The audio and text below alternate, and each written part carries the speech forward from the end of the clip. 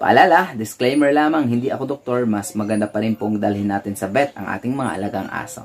Nag-nosebleed na po aso ko, Lods. Hindi ko tinigilan pagpapainom hanggang kinaumagahan, wala nang lumalabas na dugo. I-blender po yung mga dahon, lagyan ng konting tubig. Yo mga kadogs, kamusta kayo?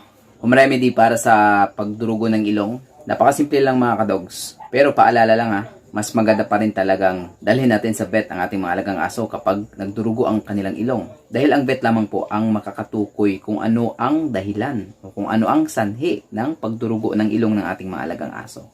Pero kung wala talagang kakayanan magpa-vet o kaya alanganing oras, emergency, or malayo sa vet, or dyan sa inyong lugar ay walang vet, tulad sa mga nagsasabi sa akin yung iba, nasa isla daw sila, kaya walang vet sa kanila, talagang tatawid pa ng dagat, pwede nyong gawin ang remedy na ito mga kadogs kapag nagdugo ang ilong ng inyong alagang aso.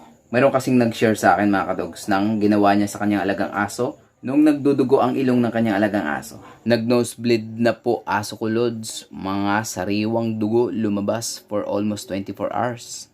Hindi ko tinigilan pagpapainom hanggang kinaumagahan, wala nang lumalabas na dugo. I-blender po yung mga dahon, lagyan ng konting tubig, at pinainom ko gamit ang syringe, yung walang karayom po. Ito po yung tinutukoy niya mga kadogs, dahon ng papaya. Okay, yung isang dahon ng papaya mga kadogs, pwede na yan, tanggalin nyo lang yung tangkay. Okay? So yun mga kadogs, ganda lang kasimple, kailangan nyo gawin. Pero tulad nga ng lagi kong sinasabi, mas maganda pa rin pong i-consult natin sa vet. Para po pala sa mga viewers ko dito sa TikTok, kung meron po kayong katanungan, message nyo na lang po ako sa Facebook page ko. So mga kadogs, hanggang dito na aking vlog at sana meron ka natutunan. Tulad ng lagi kong sinasabi, kapag maagapan, mas malaki ang tsansa na mailigtas mo ang iyong alagang aso.